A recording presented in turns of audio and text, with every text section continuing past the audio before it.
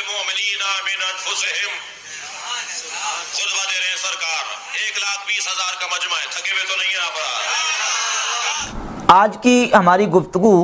حدیث غدیر خم کے حوالے سے ہے. حدیث غدیر خم کے حوالے سے اہل سنت کا اور اہل تشیع کا موقف اور استدلال سنی شیعہ کتابوں کے حوالے سے انشاءاللہ تعالی دلائل کے ساتھ ہم اس پر گفتگو کریں گے. بنیادی طور پر یہ بات سمجھیں کہ مسئلہ امامت و خلافت کے حوالے سے اہل تشیع کے ہاں جو نظریہ اور عقیدہ پایا جاتا ہے, اس عقیدے پر اہل تشیع کے پاس سب سے بڑی جو دلیل ہے وہ یہی حدیث غدیر خم ہے, اور اسی کو وہ دلیل کے طور پر پیش کرتے ہیں اپنا استدلال کر کے. جہاں تک مسئلہ امامت و خلافت کا تعلق ہے, وہ اہل سنت و جماعت کے ہاں واضح ہے کہ ہمارے ہاں نبی کریم صلی اللہ علیہ وآلہ وسلم کی ذات اقدس کے بعد مسلمانوں کا امام اور خلیفہ کون بنے گا, کس کو بنایا جائے گا, یہ مسئلہ شورائی اور فروعی مسئلہ ہے.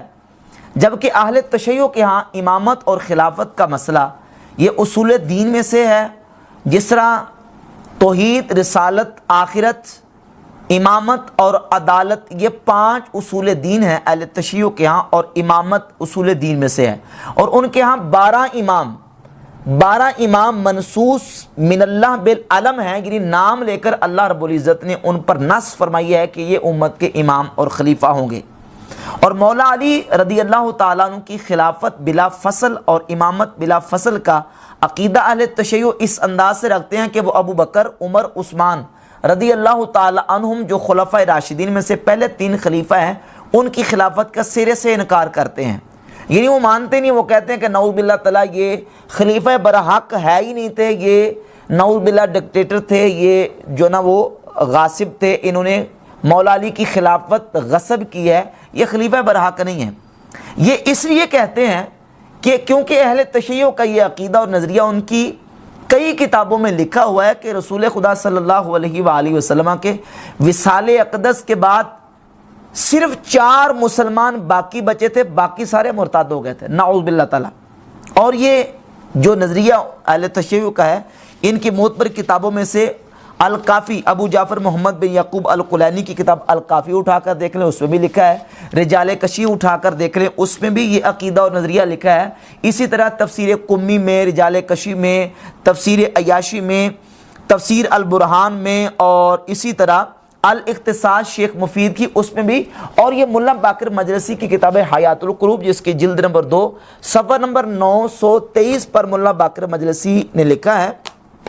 کہ عیاشی نے بسند معتبر حضرت امام محمد باقر سے روایت کی ہے کہ جب جناب رسول خدا صلی اللہ علیہ وآلہ وسلم نے دنیا سے رحلت فرمائی, 4 اشخاص علی بن ابی طالب, مقداد, سلمان اور ابو ذر کے سوا سب مرتد ہو گئے تھے, نعوذ باللہ تعالی. چونکہ وہ 4 صحابہ کے علاوہ باقی سب کو مرتد سمجھتے ہیں اور ان کی کتابوں میں لکھا ہوا ہے, تو اس اعتبار سے وہ ابو بکر, عمر, عثمان رضی اللہ تعالیٰ ان کو خلیفہ بلا فصل نہیں مانتے, بلکہ وہ یہ کہتے ہیں کہ نبی صلی اللہ علیہ وآلہ وسلم نے اپنی ظاہری حیات طیبہ میں حضرت علی رضی اللہ تعالیٰ عنہ کے لیے خلافت کی نص, خلیفہ بلا فصل کی نص کر دی تھی, اور حضرت علی رضی اللہ تعالیٰ عنہ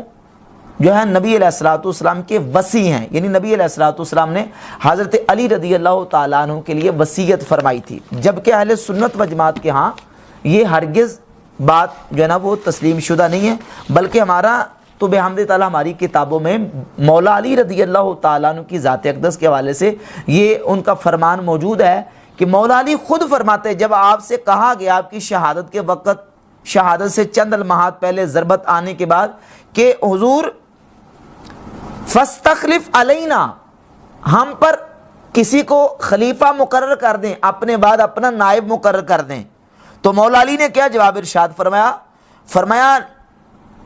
وَلَكِنْ أَتْرُكُكُمْ إِلَى مَا تَرَكَكُمْ إِلَيْهِ رسول اللہ صلی اللہ علیہ وسلم, میں اپنے بعد کسی کو خلیفہ مقرر نہیں کروں گا, میں تمہیں ایسے ہی چھوڑوں گا جس طرح کہ رسول اللہ صلی اللہ علیہ وآلہ وسلم نے صحابہ کو چھوڑا تھا. اور یہ روایت مسند احمد ابن حنبل میں 1081 نمبر حدیث ہے. مولا علی خود فرماتے ہیں کہ حضور نے جس طرح امت کو چھوڑا ہے میں تمہیں ایسے ہی چھوڑ کے جاؤں گا, میں اپنے بعد کسی کو خلیفہ مقرر نہیں کروں گا. مولا علی کا بھی یہ فرمان ہے. اور مولا علی کے شاگرد اور چچا کے بیٹے سیدنا عبداللہ ابن عباس رضی اللہ تعالیٰ عنہ سے مصنف ابن ابی شیبہ کی جلد نمبر 7 صفحہ 309 پر موجود ہے کہ عبداللہ ابن عباس رضی اللہ تعالیٰ عنہ فرماتے ہیں کہ حضور صلی اللہ علیہ وآلہ وسلم نے اپنے بعد کسی کے لیے وصیت نہیں کی. حضور نے کسی کو اپنا وصی مقرر نہیں فرمایا کہ حضور کے بعد جس کو مسلمانوں کا خلیفہ بلا فصل مقرر کیا جائے, حضور نے اس کا نام لے کر ارشاد نہیں فرمایا. اور اسی طرح ام المومنین سیدتنا عائشہ صدیقہ رضی اللہ تعالیٰ عنہ سے صحیح مسلم میں 4231 نمبر حدیث ہے. سیدہ عائشہ فرماتی ہے کہ نبی کریم صلی اللہ علیہ وآلہ وسلم نے کسی کے لیے وصیت نہیں فرمائی, اور خود مولا علی فرما چکے, حضرت عبداللہ بن عباس فرما چکے, سیدہ عائشہ تو صدیقہ فرماتی ہیں, اور حضرت امام حسن بن علی رضی اللہ تعالیٰ عنہ سے حضرت امام بہقی نے اپنی کتاب الاعتقاد کے صفحہ 141 پر یہ بیان کیا ہے. اسی حدیث کو من کنت مولا فعلی مولا کو بیان کر کے امام حسن بن علی فرماتے ہیں کہ نبی کریم صلی اللہ علیہ وآلہ وسلم کی ذات اقدس فصیح العرب تھے, افصاح العرب تھے. حضور صلی اللہ علیہ وآلہ وسلم نے اگر کسی کے لیے وصیت فرمانی ہوتی تو حضور خود اعلان کر کے یہ فرما دیتے کہ میرے بعد یہ تمہارا خلیفہ اور تمہارا والی اور سرپرست اور حاکم ہوگا اور خلیفہ ہوگا. حضور نے ایسا نہیں فرمایا. جہاں تک تعلق ہے حدیث من کنت مولا فعلی مولا اس حدیث کا, تو بنیادی طور پر اس پر ہم بات کرتے ہیں کہ یہ حدیث اس کی صحت کے حوالے سے علماء اہل سنت اور محدثین کا موقف کیا ہے. تو محدثین میں سے بعض محدثین تو وہ ہیں جنہوں نے اس حدیث کی صحت پر کلام کیا ہے, کیونکہ یہ حدیث صحیح بخاری اور صحیح مسلم میں موجود نہیں ہے. البتہ حدیث کی دوسری کتابوں میں جامع ترمذی, المستدرک الصحیحین, مسند احمد ابن حنبل, امام ابن ابی العاصم کی کتاب السنہ اور سنن الکبریٰ البیہقی میں دیگر کتابوں میں یہ حدیث موجود ہے. صحیح بخاری مسلم میں تو نہیں ہے من کنت مولا فعلی مولا والی. اور محدثین کے ہاں بعض محدثین نے اس حدیث پر کلام کیا, جن میں سے یہ ایک محدث ابو عبداللہ محمد بن احمد القرطبی المتوفی 671 ہجری. یہ ان کی مشہور کتاب ہے الجامع لاحکام القرآن, اس کی جلد نمبر 1 صفحہ نمبر 308 پر امام قرطبی اپنا موقف لکھتے ہیں. وہ کہتے ہیں الجواب عن الحدیث الاول انہ لیس بمتواتر, کہ من کنت مولا والی حدیث متواتر نہیں ہے. وقد اختلف فی صحتہ, اور اس کے صحیح ہونے میں اختلاف کیا گیا ہے. وقد طعن فیہ ابو داؤد السجستانی و ابو حاتم الرازی, امام ابو داؤد سجستانی اور ابو حاتم الرازی نے اس میں کلام کیا ہے. واستدل علی بطلانہ بان نبی صلی اللہ علیہ وآلہ وسلم قال, اور ان دونوں محدثین نے اس حدیث پر کلام اس اعتبار سے کیا ہے, وہ کہتے ہیں صحیح بخاری میں آنے والی 3512 نمبر حدیث جو ہے وہ اس حدیث کے معارض آتی ہے. اور وہ حدیث ہے کہ نبی کریم صلی اللہ علیہ وآلہ وسلم نے کچھ قبیلوں کا ذکر کیا کہ مزینہ, جوہینہ, غفار, اسلم, قریش, انصار, یہ حضور نے جو قبیلوں کا ذکر کیا تو ذکر کر کے فرمایا کہ موالیت دون الناس, یہ میرے مولا ہیں, باقی لوگوں کے علاوہ کلہم لیس لہم مولا دون اللہ و رسولہ, اور ان کا اللہ اور اس کے رسول کے علاوہ کوئی اور مولا نہیں ہے. تو امام ابو داؤد, ابو حاتم اور قرطبی یہ کہتے ہیں کہ چونکہ یہ صحیح بخاری کی 3512 نمبر حدیث جو ہے من کنت مولا کے معارض آتی ہے, لہذا وہ اس پر کلام کرتے ہیں. یہ امام قرطبی کا تبصرہ ہے. اور اس کے ساتھ امام جمال الدین الزیلعی المتوفی 762 ہجری اپنی کتاب نصب الرایا فی تخریج احادیث الہدایہ کی جلد 1 صفحہ نمبر 437 پر لکھتے ہیں وَكَمْ مِنْ حَدِيثٍ کثرت رُوَاتُهُ وَتَعَدَّدَتْ طُرُقُهُ, کہتے ہیں بہت ساری حدیثیں ان کے راوی بہت سارے ہوتے ہیں اور اس کے طرق بہت زیادہ ہوتے ہیں. وہ حدیث ضعیف, لیکن وہ اس کے باوجود حدیث ضعیف ہوتی ہے. کہ حدیث تیر و حدیث الحجم والمحجوم, جس طرح کہ حدیث تیر اور حجم محجوم والی حدیث. و حدیث من کنت مولاہ فعلی مولاہ, اور حدیث من کنت مولاہ فعلی مولاہ. اس پر ان ائمہ محدثین نے اس طرح تبصرہ کیا. لیکن یہ بات یاد رہے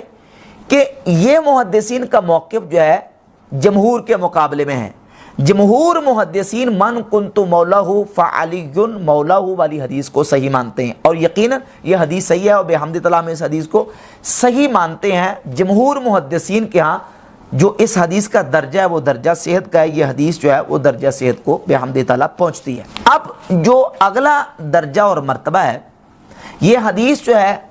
وہ جن کتابوں میں موجود ہے، کس مضمون کے ساتھ موجود ہے، اس کی بات کرتے ہیں۔ یہ ہے صحیح مسلم۔ صحیح مسلم میں 6225 نمبر حدیث ہے۔ سیدنا زید ابن ارقم رضی اللہ تعالی عنہ اس حدیث کے راوی ہیں۔ وہ فرماتے ہیں کہ نبی پاک صلی اللہ تعالی علیہ وآلہ وسلم نے حجۃ الوداع سے فارغ ہونے کے بعد خم کے مقام پر ایک خطبہ ارشاد فرمایا،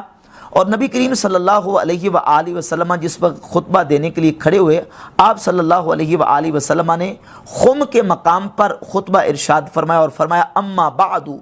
الا ایھا الناس فانما انا بشر یوشک ان یاتی رسول ربی فاجیبا، کہ اے لوگوں، میں ایک انسان ہوں اور قریب ہے کہ اللہ کا قاصد میرے پاس آئے اور میں اس کو لبیک کہوں، وانا تارک فیکم ثقلین، اور میں تمہیں دو باری چیزیں چھوڑ کر جا رہا ہوں، ان میں سے ایک اللہ کی کتاب ہے، فیہ الہدی والنور، اس میں ہدایت اور نور ہے، فخذوا بکتاب اللہ، پس اللہ کی کتاب کو مضبوطی سے تھام لو، واستمسکوا، اس کو مضبوطی سے پکڑ لو، فحث علی کتاب اللہ ورغب فیہ، نبی کریم صلی اللہ علیہ وآلہ وسلم نے اپنے صحابہ کرام کو کتاب اللہ یعنی اللہ کی کتاب قرآن کی طرف ابھارا اور اس کی ترغیب دلائی، اور پھر حضور علیہ الصلوۃ والسلام نے فرمایا کہ وَأَهْلُ بَيْتِي أُذَكِّرُكُمُ اللَّهَ فِي أَهْلِ بَيْتِي، اور دوسری چیز میری اہل بیت ہے، میں تمہیں اپنی اہل بیت کے بارے میں اللہ کا خوف دلاتا ہوں، میں تمہیں اپنی اہل بیت کے بارے میں اللہ کا خوف دلاتا ہوں، میں تمہیں اپنی اہل بیت کے بارے میں اللہ کا خوف دلاتا ہوں۔ نبی پاک صلی اللہ علیہ وآلہ وسلم نے یہ خطبہ ارشاد فرمایا، حضور نے اپنی اہل بیت کا ذکر کیا۔ سیدنا زید ابن ارقم رضی اللہ تعالیٰ عنہ، انہی صحابی سے تابعین نے، آپ کے شاگردوں نے پوچھا کہ یہ حضور کی جو اہل بیت ہیں، یہ اہل بیت حضور کی بیویاں ہیں؟ تو آپ نے فرمایا کہ حضور کی بیویاں اہل بیت ہی ہیں، لیکن اس حدیث میں اور اس مقام پر جو حضور نے اپنی اہل بیت کا ذکر کیا ہے، اس سے مراد وہ لوگ ہیں، وہ کون ہیں؟ آل علی، آل عقیل، آل جعفر اور آل عباس، یعنی حضرت علی کی اولاد، حضرت عقیل اور حضرت جعفر اور حضرت عباس رضی اللہ تعالیٰ عنہم کی اولاد، یہ سارے وہ لوگ حضور کی اہل بیت ہیں جن پر صدقہ حرام کیا گیا ہے۔ اب یہ حدیث صحیح مسلم میں جو موجود ہے 6225، اس کا مضمون یہ ہے، اس میں من کنت مولا ہو فعلی مولا کے الفاظ غدیر خم کے خطبہ میں موجود نہیں ہیں۔ یہ الفاظ جامع ترمذی، مسند احمد بن حنبل، مستدرک حاکم اور سنن کبریٰ بیہقی وغیرہ اور امام ابن ابی العاصم کی کتاب السنہ میں موجود ہیں۔ اب یہ جو حدیث غدیر خم ہے، غدیر خم کے موقع پر نبی پاک صلی اللہ علیہ وآلہ وسلم نے جو خطبہ ارشاد فرمایا، اس مقام پر چند جو بنیادی چیزیں ان کو سمجھنے کی ضرورت ہے۔ یہ غدیر خم کا مقام کون سا مقام ہے، اس کی جغرافیائی جو حالت ہے اس کو سمجھنا بھی اس خطبے کا مضمون سمجھنے میں معاون ثابت ہوگی۔ مکہ شریف سے جو رستہ مدینہ شریف کی طرف جاتا ہے، اس رستے پر، مکہ اور مدینہ کے رستے پر ایک مقام آتا ہے جوفہ کے قریب، اس کو غدیر خم کہا جاتا ہے۔ وہاں کنویں تھے یا تالاب تھے پانی کے، جہاں سے لوگ پانی استعمال کرتے تھے، قافلے وہاں رکتے تھے، ٹھہرتے تھے۔ نبی پاک صلی اللہ علیہ وآلہ وسلم نے حجۃ الوداع سے فارغ ہونے کے بعد خم کے مقام پر پہنچ کر یہ خطبہ ارشاد فرمایا۔ خم کے مقام پر کتنے لوگ اور کتنے افراد موجود تھے؟ جب اس خطبے کو بیان کرنے کی بات آتی ہے تو شیعہ خطبہ، شیعہ مبلغین اور شیعہ ذاکرین اس انداز سے اپنی طرف سے چیزیں ایڈ کر کے، اپنی طرف سے اضافے کر کے اس کو اپنی طرف سے بڑھا چڑھا کے اس طرح پیش کرتے ہیں اور کہتے ہیں جی 1.25 لاکھ صحابہ کے سامنے اللہ کے نبی علیہ الصلوۃ والسلام نے خطبہ ارشاد فرمایا۔ حالانکہ 1.25 لاکھ صحابہ، 1,14,000 یا 1,24,000 صحابہ وہ میدان عرفات میں موجود تھے، میدان عرفات میں حجۃ الوداع کے موقع پر موجود تھے۔ اس مقام پہ 1.25 لاکھ صحابہ غدیر خم میں موجود نہیں تھے، کیونکہ حجۃ الوداع سے فارغ ہونے کے بعد جو مکہ والے تھے وہ مکہ میں رہ گئے، جو طائف والے تھے وہ طائف میں چلے گئے، جو یمن والے تھے وہ یمن میں چلے گئے، اور عراق والے عراق میں، باقی اپنے اپنے علاقوں میں صحابہ چلے گئے۔ خم کے مقام پر تو وہ صحابہ موجود تھے جو مدینہ شریف یا مدینہ شریف کے مضافات کے رہنے والے تھے۔ اب ان کی تعداد کیا ہے؟ میں اہل تشیع کی کتابوں سے چند حوالے پیش کر دیتا ہوں۔ یہ کتاب ہے ابن شہر اشوب کی مناقب آل ابی طالب، اس میں امام محمد الباقر رضی اللہ تعالی عنہ سے روایت موجود ہے۔ وفی روایت عن الباقر علیہ السلام، یہ ابن شہر اشوب نقل کرتا ہے، قال، آپ نے فرمایا، لما قال نبی صلی اللہ علیہ وآلہ وسلم یوم غدیر خم بین الف و ثلاثمائہ، نبی پاک صلی اللہ علیہ وآلہ وسلم نے جب غدیر خم کا خطبہ ارشاد فرمایا تو امام محمد باقر فرماتے ہیں کہ اس وقت 1300 لوگ افراد موجود تھے۔ امام محمد باقر کی روایت کے مطابق 1300 افراد موجود تھے، اور بہار الانوار کی جلد نمبر 37 ہے، اور اس کے صفحہ نمبر 139 اور 40، 158، 165 اور 193 پر متعدد روایات موجود ہیں۔ ملا باقر مجلسی نے نقل کیا، امام جعفر الصادق سے بھی نقل کرتا ہے کہ اس وقت غدیر خم کے موقع پر ایک روایت کے مطابق 10,000، 12,000 اور زیادہ سے زیادہ 15,000، اور صفحہ نمبر 193 جو ہے اس پر امام محمد باقر رضی اللہ تعالیٰ کی روایت موجود ہے کہ 1300 اصحاب موجود تھے غدیر خم کے موقع پر، اور شیعہ جو مبلغین اور علماء ہیں وہ کہتے ہیں یہ 1.25 لاکھ صحابہ موجود تھے۔ حالانکہ زیادہ سے زیادہ جو تعداد ہے وہ کتنی ہے؟ 15,000 افراد کی تعداد موجود ہے، اور وہاں نبی پاک صلی اللہ علیہ وآلہ وسلم نے خطبہ ارشاد فرمایا۔ اب یہ خطبہ حضور علیہ الصلوۃ والسلام نے غدیر خم کے موقع پر کیوں ارشاد فرمایا؟ اس خطبے کا یا اس اجتماع کا وہاں بیٹھ کے خطبہ دینے کا، بیان کرنے کا، مولا علی کی منزلت اور مقام بیان کرنے کی وجہ کیا پیش آئی؟ اس حدیث کا من کنت مولا ہو فعلی مولا ہو کا شان ورود کیا ہے؟ سبب ورود کیا ہے؟ یہ حدیث کیوں، جس طرح قرآن کی آیت کا شان نزول ہوتا ہے تو نبی کریم علیہ الصلوۃ والسلام جو اپنا ارشاد فرماتے ہیں کوئی حکم یا حدیث تو اس کا بھی سبب ورود ہوتا ہے، اس کا شان ورود ہوتا ہے۔ اس حدیث کا شان ورود کیا ہے؟ تو سنی اور شیعہ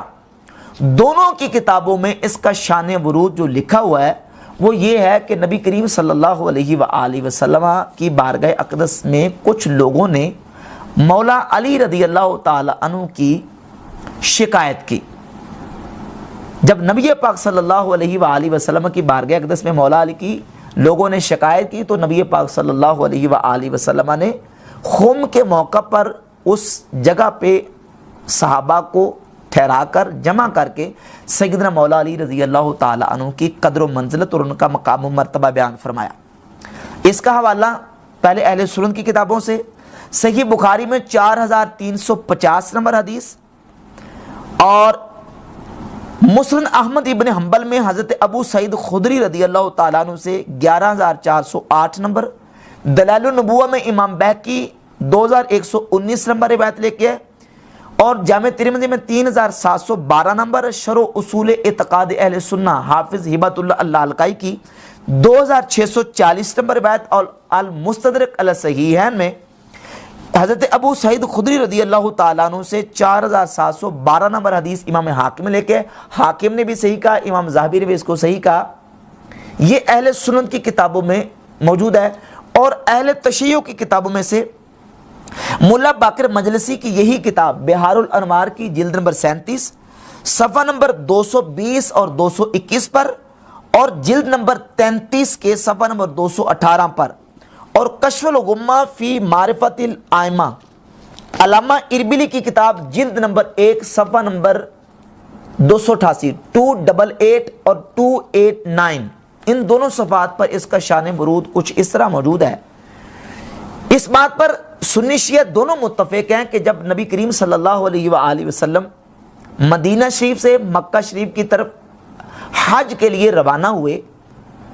تو آپ صلی اللہ علیہ وآلہ وسلم نے حضرت علی رضی اللہ تعالی عنہ کو یمن کی طرف خمس لینے کے لیے روانہ فرمایا، کیونکہ حضرت خالد بن ولید کی طرف سے حضور علیہ الصلوۃ والسلام کی بارگاہ اقدس میں پیغام آیا تھا کہ یا رسول اللہ یمن میں جو مال غنیمت حاصل ہوا ہے اس کا خمس آپ کسی کو بھیج کے منگوا لیں۔ تو نبی کریم علیہ الصلوۃ والسلام نے حضرت علی کو یمن کی طرف بھیجا کہ علی یمن جائیں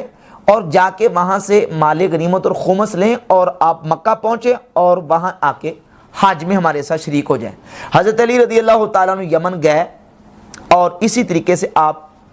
مال غنیمت اور خمس لے کے مکہ شریف واپس آئے۔ جب یمن گئے نا تو یمن میں سیدنا مولا علی رضی اللہ تعالیٰ عنہ نے خمس وصول کیا۔ خمس وصول کر کے آپ نے اس خمس میں سے جو مال تھا اس میں تصرف فرمایا، اس کو استعمال کیا۔ اب وہاں جو موجود صحابہ تھے ان میں سے حضرت برادہ بن حسیب اسلمی جو تھے، انہیں اس بات پر بڑا رنج ہوا اور وہ بڑے اس پر خفا ہوئے اور انہوں نے اس پر جو ہے نا وہ حضرت علی رضی اللہ تعالیٰ عنہ پر جو ہے نا وہ ناراض ہوئے کہ آپ نے اس خمس میں سے کیوں استعمال کیا، جبکہ حضرت علی اپنی جگہ پر برحق تھے۔ اصل میں غلط فہمی حضرت برادہ بن حسیب اسلمی کی ہوئی، وہ یہ سمجھے کہ شاید حضرت علی نے اس میں نعوذ باللہ ناجائز تصرف کیا ہے خمس میں سے، جبکہ حضرت علی رضی اللہ تعالیٰ عنہ حق پر تھے، کیونکہ خمس اہل بیت کا حق ہے۔ مولا علی نے اس خمس میں سے ایک لونڈی اپنے لیے رکھ لی تو انہوں نے اپنے حق کو استعمال کیا، جو تصرف کیا وہ خمس میں سے اہل بیت کا حق تھا، انہوں نے اپنے حق کو استعمال کیا۔ تو حضرت برادہ اسلمی نے جب یہ دیکھا تو اس پر وہ ناراض ہوئے، خفا ہوئے، اس پر ناراضگی ہوئی اور وہ بات رسول خدا صلی اللہ علیہ وآلہ وسلم کی بارگاہ اقدس میں آ کے انہوں نے حضرت برادہ بن حسیب اسلمی نے آ کے بیان کی۔ یہ اس بات کو شیعہ عالم اربلی نے اپنی کتاب کشف الغمہ کی پہلی جلد صفحہ نمبر 288 اور اگلے صفحے پر اس کو بیان کیا ہے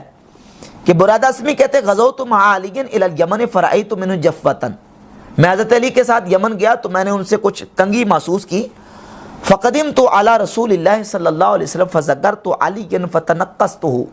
میں نبی کریم علیہ الصلوۃ والسلام کی بارگاہ میں واپس آیا اور حضور سے آ کے حضرت علی کی شکایت کی۔ جب میں نے حضور کی بارگاہ میں حضرت علی کی شکایت کی فرأیت وجہ رسول اللہ صلی اللہ علیہ وسلم تغیرا، تو اللہ کے رسول صلی اللہ علیہ وآلہ وسلم کی چہرہ مبارکہ کو میں نے دیکھا کہ حضور کا چہرہ غصے سے متغیر ہو گیا، یعنی سرکار نے ناراضگی کا اظہار کیا حضرت برادہ بن حسیب اسلمی کی شکایت پر جو انہوں نے حضرت علی کی ہے۔ اب یہ ایک واقعہ، اور دوسرا واقعہ بھی علامہ اربلی نے کشف الغمہ کے اسی صفحے پر بیان کیا اور حضرت برادہ اسلمی سے ہی بیان کیا۔ اور اسی طرح اہل سنت کی کتابوں میں سے مسند احمد ابن حنبل میں امام احمد بن حنبل 11408 نمبر حدیث حضرت ابو سعید خدری رضی اللہ تعالیٰ عنہ سے لے کے ہے، اور اسی طریقے سے دلائل النبوہ میں بھی اسی مضمون کی روایت موجود ہے، اور صحیح بخاری میں 4350 نمبر حدیث برادہ اسلمی رضی اللہ تعالیٰ عنہ سے ہی موجود ہے کہ انہوں نے اسی طریقے سے جو ہے نا وہ نبی کریم صلی اللہ علیہ وآلہ وسلم کی بارگاہ اقدس میں جب شکایت کی تو نبی صلی اللہ علیہ وآلہ وسلم نے ان کو روکا اور کہا کہ علی کے ساتھ اس طرح بغض نہ رکھو، بلکہ علی رضی اللہ تعالیٰ عنہ نے جو مال غنیمت سے جو خمس ملا ہے اس میں جو تصرف کر کے مال خمس کو استعمال کیا ہے، علی اس سے زیادہ کے حقدار ہیں۔ اب یہ شکایات جب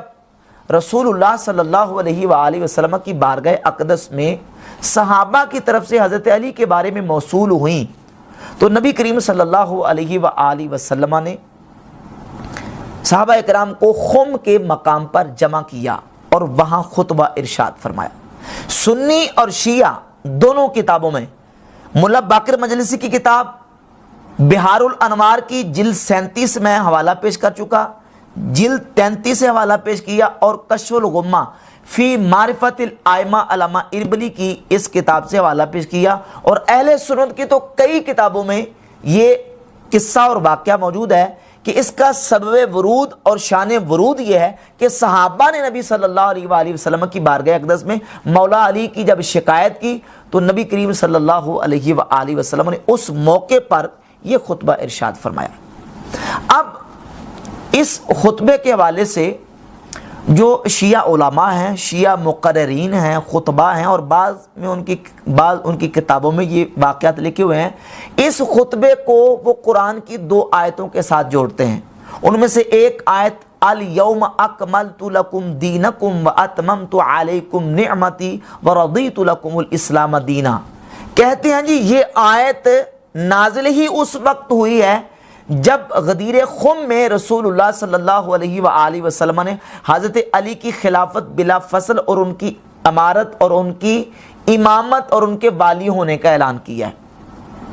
حالانکہ قرآن مجید کی یہ آیت سورۃ المائدہ کی یہ حجۃ الوداع کے موقع پر عرفہ کے دن جمعہ شریف کے دن میں نازل ہوئی ہے۔ صحیح بخاری میں حدیث نمبر 45 موجود ہے، اور اس کے علاوہ جو اہل تشیع کی مستند اور معتبر کتابوں میں سے سب سے معتبر کتاب ہے الاصول من الکافی، ابو جعفر محمد بن یعقوب الکلینی کی، اس کی جلد نمبر 1 کتاب الحجہ، حدیث کا نمبر ہے 758۔ امام محمد باقر رضی اللہ تعالیٰ عنہ فرماتے ہیں وَإِنَّمَا أَتَاهُ ذَلِكَ فِي يَوْمِ الْجُمُعَةِ بِعَرَفَةَ أَنزَلَ اللَّهُ عَزَّ وَجَلَّ الْيَوْمَ أَكْمَلْتُ لَكُمْ دِينَكُمْ۔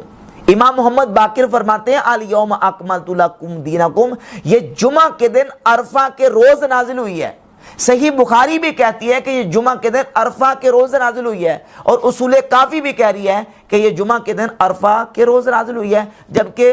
شیعہ مقررین اور خطباء اس آیت کو جوڑتے ہیں غدیر خم کے ساتھ، جو کہ 18 ذو الحجہ کو پیش آیا، اور عرفہ جو ہے وہ 9 ذو الحجہ کو جو ہے وہ جمعہ کے دن خطبہ نبی کریم صلی اللہ علیہ وآلہ وسلم نے وہاں ارشاد فرمایا، اور یہ آیت عرفہ کے دن جمعہ کے دن 9 ذو الحجہ کو نازل ہوئی۔ اور دوسری آیت سورۃ المائدہ کی آیت نمبر 67 اللہ رب العزت نے یہ آیت مدینہ شریف میں نازل فرمائی، اور وہ آیت ہے یا ایھا الرسول بلغ ما انزل الیک من ربک، اے رسول جو آپ پر آپ کے رب کی طرف سے نازل کیا گیا ہے اس کو پہنچا دیں۔ ان لم تفعل فما بلغت رسالتہ، اگر آپ نے یہ نہ پہنچایا تو آپ نے اپنی رسالت کا حق ادا نہیں کیا۔ واللہ یعصمک من الناس، اور اللہ آپ کو لوگوں سے بچا کے رکھے گا۔ اب اس آیت کو جوڑتے ہیں جی کہ اس آیت میں اللہ تعالیٰ نے حضرت علی کی خلافت بلا فصل اور ان کی امامت کا اعلان کیا ہے، اور اللہ تعالیٰ نے فرمایا کہ اے نبی حضرت علی کی خلافت اور خلیفہ بلا فصل ہونا اور ان کا امت کا والی اور امام ہونا امت تک پہنچا دیں۔ جبکہ یہ آیت مدینہ شریف میں نازل ہوئی ہے،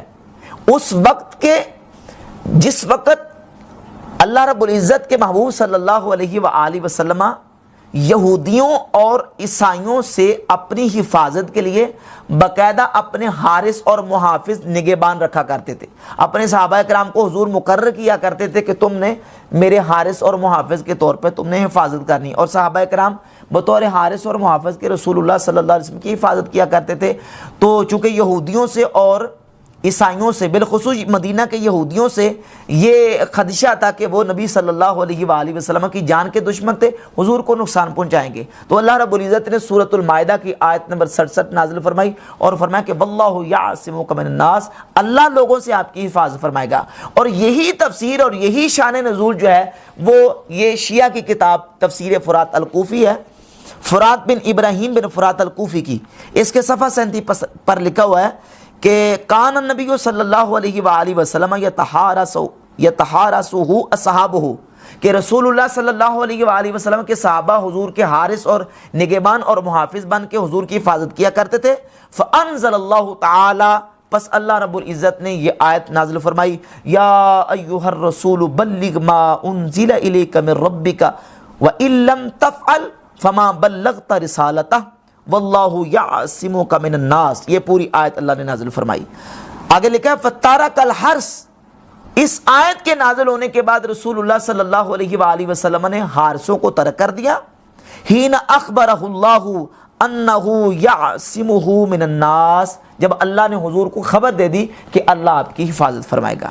یہ تفسیر فرات الکوفی میں بھی یہی تفسیر لکھی ہے، اور ملا باقر مجلسی نے اپنی کتاب بہار الانوار کی جلد نمبر 16 اور جلد نمبر 16 کے صفحہ نمبر 257 پہ بھی اسی تفسیر کو بیان کیا ہے۔ یہ بہار الانوار ہے، اسی تقریباً سیم وہ جو تفسیر فرات الکوفی میں ہے، یہی سیم شان اس کا نزول بیان کیا ہے کہ نبی صلی اللہ علیہ وآلہ وسلم پہلے حارس مقرر کرتے تھے، جب اللہ تعالیٰ نے یہ آیت نازل فرمائی تو نبی کریم صلی اللہ علیہ وآلہ وسلم نے حارسوں کو ترک فرما دیا۔ اس میں مولا علی کی خلافت بلا فضل کا کوئی تذکرہ موجود نہیں ہے۔ اور پھر قرآن مجید کی اس آیت کا سیاق و سباق آپ دیکھیں، آیت نمبر 66 اور 68 دونوں آیتوں کو، اس کے آگے اور پیچھے والی آیت کو دیکھیں، دونوں آیتوں میں جو ہے وہ ذکر یہود و نصارہ کا، عیسائیوں کا، یہودیوں کا ہو رہا ہے، اور انہی کے حوالے سے اللہ رب العزت نے اپنے محبوب صلی اللہ علیہ وآلہ وسلم کو فرمایا کہ اللہ رب العزت آپ کی لوگوں سے حفاظت کرے گا۔ آپ اللہ کا جو اعلان اور پیغام ہے، تبلیغ رسالت ہے، تبلیغ دین ہے، کھل کے کریں اور لوگوں تک اللہ کا پیغام پہنچا دیں، اپنی رسالت کا حق ادا فرما دیں۔ تو نبی پاک صلی اللہ علیہ وآلہ وسلم نے اللہ رب العزت کے حکم پر جو رسالت کا پیغام لوگوں تک پہنچا دیا۔ اور یہ آیات جو ہیں ان کا تعلق غدیر قوم کے ساتھ بالکل ہرگز نہیں ہے۔ بعض جھوٹی موضوع، من گڑ، بے سند اور ضعیف قسم کی روایات ان آیات کی تفسیر کے حوالے سے، شان نزول کے حوالے سے پیش کی جاتی ہیں۔ بالکل ان آیات کا جو ہے وہ شان نزول کے حوالے سے غدیر قوم کے ساتھ کوئی تعلق نہیں ہے۔ جب یہ بات واضح ہو گئی کہ یہ حدیث جو ہے اس کا سبب ورود اور شان ورود صحابہ کرام رضی اللہ تعالی عنہم کا شکایت کرنا تھا، اور اس پر نبی کریم صلی اللہ علیہ وآلہ وسلم نے یہ حدیث بیان کی، تو اب آ گیا اس حدیث کا جو ہے معنی وہ کیا ہے۔ شیعہ علماء جب اس حدیث کو بیان کرتے ہیں، چونکہ ان کے ہاں یہ حدیث ایک مارکۃ الآراء دلیل ہے، ان کے ہاں حضرت علی کی خلافت بلا فصل کی، اور اس سے وہ ثابت کرتے ہیں کہ حضرت علی رضی اللہ تعالیٰ نبی کریم صلی اللہ علیہ وآلہ وسلم کے خلیفہ بلا فصل، حالانکہ یہاں تو خلیفہ بلا فصل کا ذکر بھی نہیں ہے، نہ خلافت بلا فصل کا یہاں لفظ موجود ہے۔ نبی کریم صلی اللہ علیہ وآلہ وسلم کی ذات اقدس نے اگر مولا علی رضی اللہ تعالیٰ کی خلافت بلا فصل کا اعلان کرنا ہوتا تو حضور بالکل صاف لفظوں میں فرما دیتے کہ یہ علی میرے بعد تمہارا خلیفہ ہوگا، میرے بعد جو ہے وہ امت کا والی ہوگا، حضور بالکل واضح طور پر اعلان کر دیتے۔ اور اگر حضرت علی کی خلافت بلا فصل کا اعلان ہی کرنا مقصود ہوتا تو اس کا بہترین اور سب سے جو اعلیٰ مقام تھا، ذریعہ تھا، وہ میدان عرفات تھا۔ 9 ذو الحجہ کو نبی کریم صلی اللہ علیہ وآلہ وسلم میدان عرفات میں اعلان کر دیتے، جبکہ ایسا نہیں ہوا۔ تو معلوم ہوا کہ میدان عرفات کو چھوڑ کر غدیر قوم کے موقع پر چند ہزار صحابہ کے سامنے حضرت علی رضی اللہ تعالیٰ کے حوالے سے من کنت مولا ہو فعلی مولا ہو کا ارشاد فرمانا، یہ جو ہے وہ ایک خاص تناظر میں اور خاص اس کا سبب ورود، اس کی خاص وجہ ہے، اور وہ وجہ ہے صحابہ اکرام رضی اللہ تعالیٰ عنہ کی طرف سے جو شکایات موصول ہوئی تھی، ان کا جو نا نبی کریم صلی اللہ علیہ وآلہ وسلم نے اس کو دور کرنے کے لیے مولا علی کی قدر و منزلت کو بیان فرمایا، اور وہ اس انداز سے کہ صحابہ کرام کو جمع کیا، اور جمع کر کے حضور علیہ الصلوۃ والسلام نے فرمایا الست اولا بکم من انفسکم، اے صحابہ کیا میں تمہیں تمہاری جانوں سے زیادہ محبوب اور پیارا نہیں؟ قالوا بلا، تو انہوں نے عرض کی یا رسول اللہ کیوں نہیں، آپ ہمیں ہماری جانوں سے بھی زیادہ عزیز اور پیارے ہیں۔ تو حضور صلی اللہ علیہ وآلہ وسلم نے فرمایا من کنت مولاہ فعلی مولاہ، پس جس کا میں مولا ہوں اس کا علی مولا ہے، یعنی جس کا میں محبوب ہوں، جس کو میں پیارا ہوں، اس کو علی بھی پیارا ہونا چاہیے۔ اللہم والی من والاہ، یا اللہ جو علی سے پیار کرے تو اس سے پیار کر۔ اب دیکھیں حدیث کا جو اگلا حصہ ہے، وہ حدیث کا اگلا حصہ سیاق و سباق، یعنی پہلا اور بعد والا حصہ بالکل اس کے معنی کو خود متعین کر رہا ہے، قرینہ بعد یہ بتا رہا ہے، حدیث کا تتمہ حدیث بتا رہا ہے کہ یہاں مولا جو ہے وہ محبوب اور پیارے کے معنی میں ہے، کیونکہ قرآن مجید میں اور احادیث طیبات میں مولا کا کلمہ جو ہے وہ استعمال ہوا ہے، اور عربی لغت میں جب ہم مولا کا لفظ دیکھتے ہیں تو لفظ مولا عربی لغت میں تقریباً 30 کے قریب معانی میں استعمال ہوا ہے۔ مولا بمعنی مالک بھی ہے، مولا بمعنی رب بھی ہے، مولا چچا کو، چچا کے بیٹے کو، اپنے بیٹے کو، بہن کے بیٹے کو، معتق کو یعنی آزاد کرنے والے کو، جس کو آزاد کیا جائے اس کو، العبد کو، غلام کو، مالک کو، تابع، منعم علیہ، شریک، حلیف، صاحب، سحر، قریب، الولی، المحب، الناصر، الجار، یہ تمام معانی میں مولا جو ہے وہ ناصر، معین، مددگار کے معنی میں استعمال ہوتا ہے۔ اب جب ہم قرآن مجید میں دیکھتے ہیں تو اللہ رب العزت نے قرآن مجید فرقان حمید میں سورۃ التحریم کی آیت نمبر 4 میں یہ کلمہ مولا کا ذکر فرمایا، فَإِنَّ اللَّهَ هُوَ مَوْلَاهُ وَجِبْرِيلُ وَصَالِحُ الْمُؤْمِنِينَ وَالْمَلَائِكَةُ بَعْدَ ذَلِكَ ظَهِيرٌ، پس اللہ ان کا مولا ہے، کن کا؟ نبی صلی اللہ علیہ وآلہ وسلم کا۔ اللہ مولا ہے حضور کا، جبریل مولا ہے، اور نیک صالح مومنین مولا ہیں، اور بعض فرشتے نبی صلی اللہ علیہ وآلہ وسلم کے مولا ہیں۔ اگر مولا کا معنی والی اور مولا کا معنی من کنت مولا فعلی مولا میں خلیفہ بلا فصل لیتے ہیں تو یہاں کیا معنی لیں گے؟ ان اللہ ہوا فإن اللہ ہوا مولا و جبریل و صالح المؤمنین، کیا یہ معنی لیں گے کہ اللہ خلیفہ ہے، جبریل علیہ السلام خلیفہ ہیں، اور مومنین بھی حضور علیہ السلام کے خلیفہ والی اور حاکم اور سرپرست ہیں،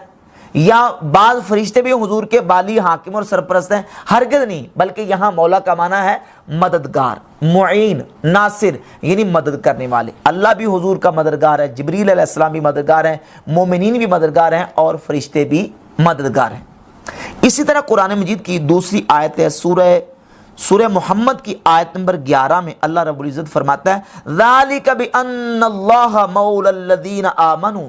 یہ اس وجہ سے کہ اللہ ایمان والوں کا مولا ہے، وان الکافرین لا مولا لہم، اور کافرین کا کوئی مولا، کافروں کا کوئی مولا، اللہ ایمان والوں کا مولا ہے، کافروں کا کوئی مولا نہیں۔ اگر یہاں مولا کا معنی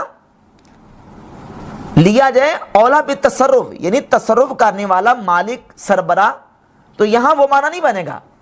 کیونکہ یہاں آگے نفی ہو رہی ہے کہ کافروں کا کوئی مولا نہیں ہے،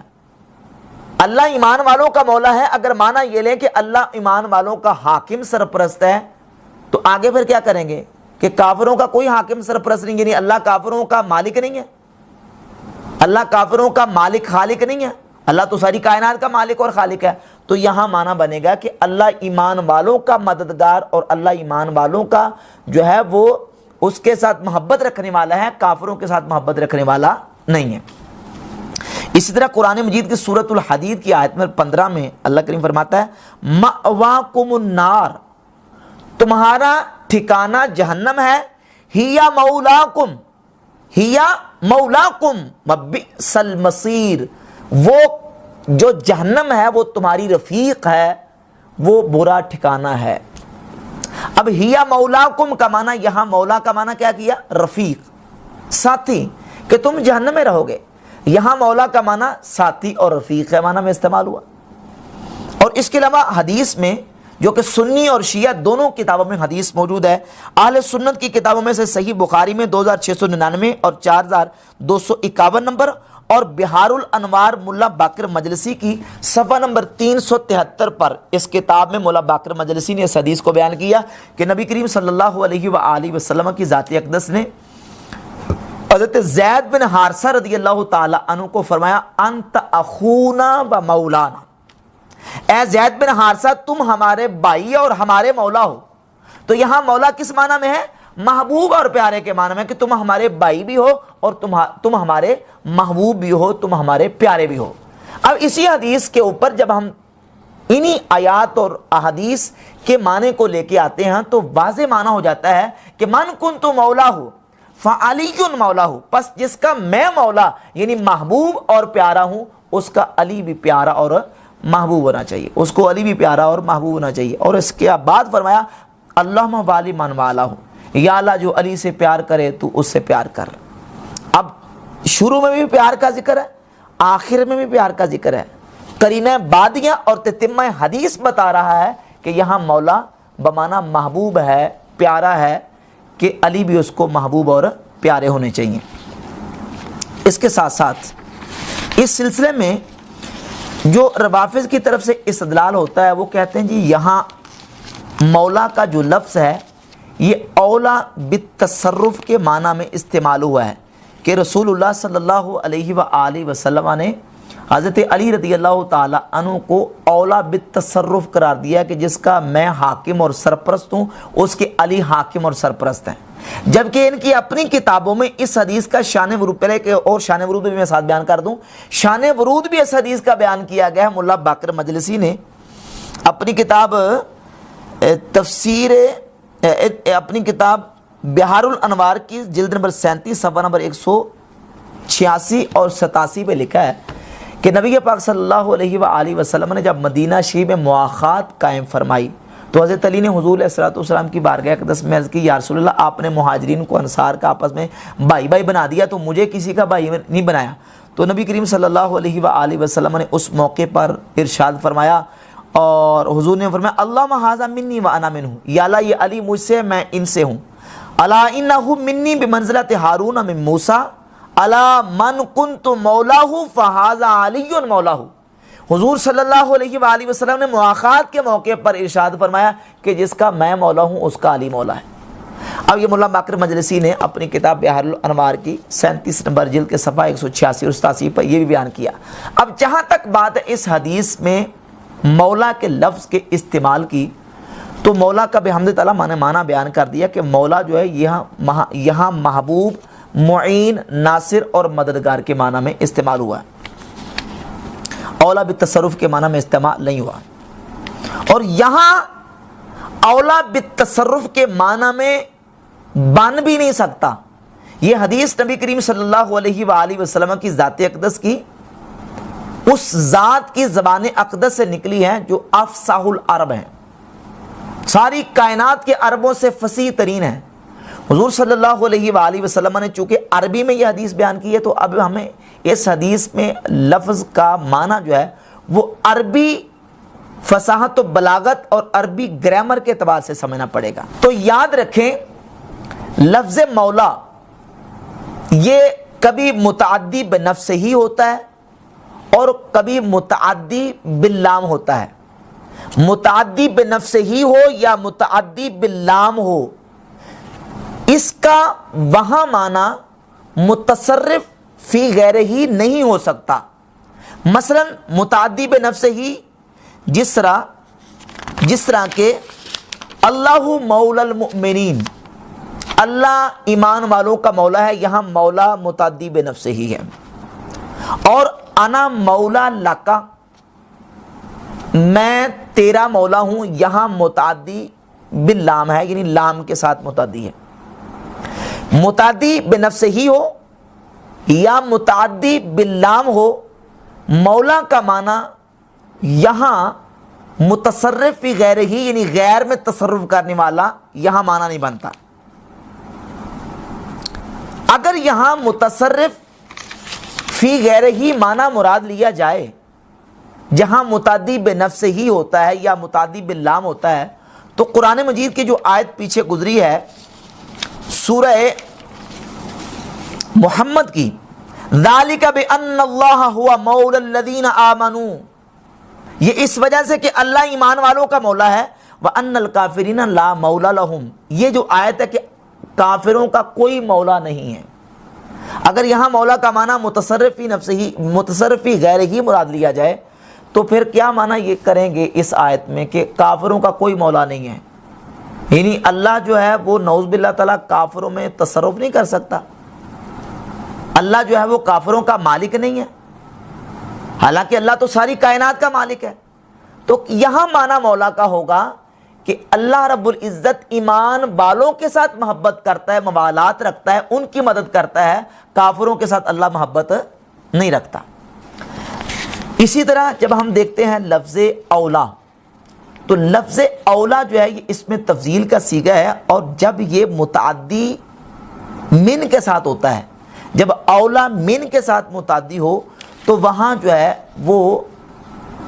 اولا بالتصرف کے معنی میں استعمال ہوتا ہے۔ نبی پاک صلی اللہ علیہ وآلہ وسلم نے اس حدیث میں مولا علی کے لیے لفظ مولا استعمال کیا ہے، اولا استعمال نہیں کیا، اولا سے مولا کی طرف عدول کیا ہے، یہ بتانے کے لیے کہ یہاں مولا محبوب کے معنی میں ہے، اولا بالتصرف کے معنی میں نہیں ہے، خلیفہ بلا فضل کے معنی میں نہیں ہے۔ تو بحمد تعالیٰ اس حدیث کا سیاق و سباق اس حدیث کے اندر جو موجود لفظ ہے وہ بھی بالکل اس کا معنی واضح کرتا ہے کہ مولا بمعنی یہاں محبوب ہے، خلیفہ بلا فصل نہیں ہے۔ اگر یہاں مولا کا معنی خلیفہ بلا فصل ہوتا تو کوئی ایک موقع تو ہوتا مولا علی رضی اللہ تعالیٰ عنہ خود اس حدیث کو پڑھ کے استدلال کرتے اور کہتے کہ مجھے تو رسول خدا صلی اللہ علیہ وآلہ وسلم نے امت کا خلیفہ بلا فصل بنا دیا ہے، اور تم ابو بکر کی بیعت کیوں کر رہے ہو؟ بلکہ مولا علی رضی اللہ تعالیٰ عنہ سمیت تمام صحابہ نے حضرت صدیق اکبر رضی اللہ تعالیٰ عنہ کو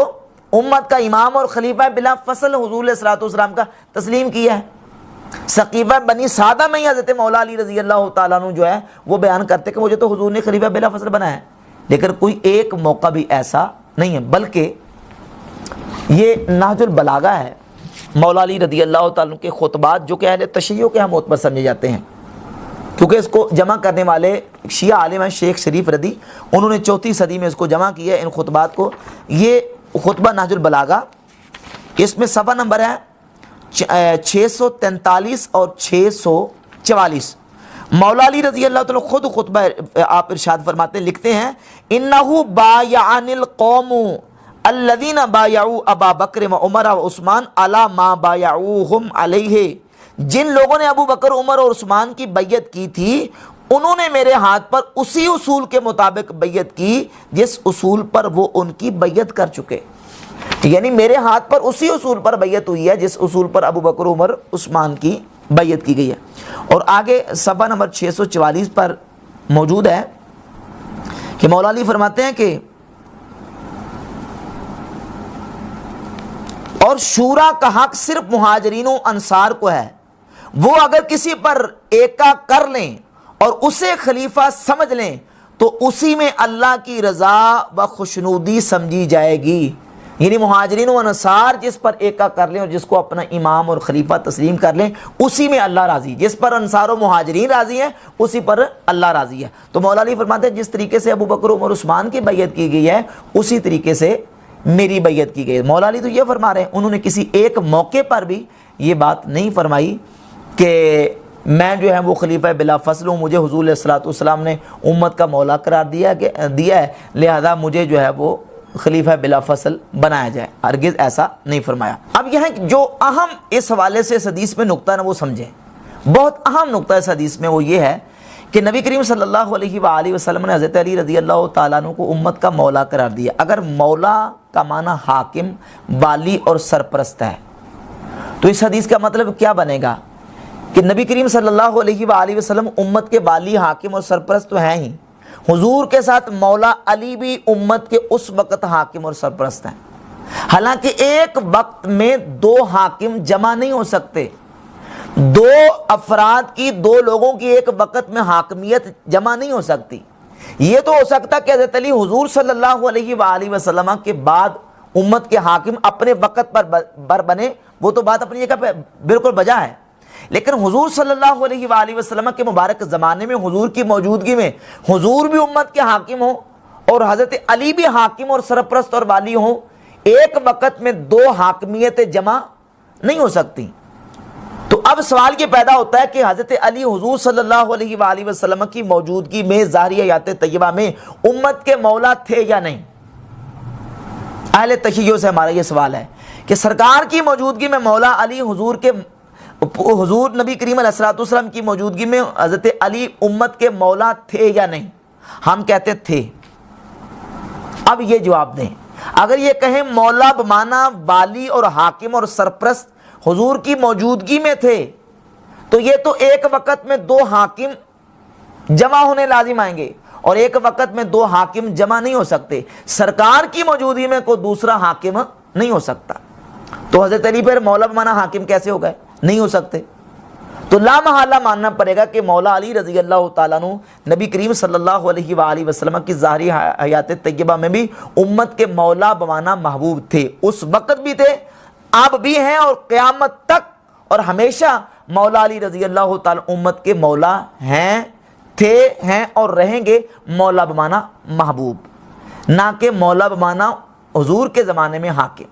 اپنے وقت پر جب خلافت ان کو ملی اس وقت وہ حاکم بنے، لیکن نبی کریم صلی اللہ علیہ وآلہ وسلم نے جو حدیث بیان کر کے حضرت مولا علی کو مولا قرار دیا ہے وہ بمعنی محبوب ہے، کیونکہ ایک وقت میں دو محبتیں تو جمع ہو سکتی ہیں لیکن ایک وقت میں دو حاکم جمع نہیں ہو سکتے۔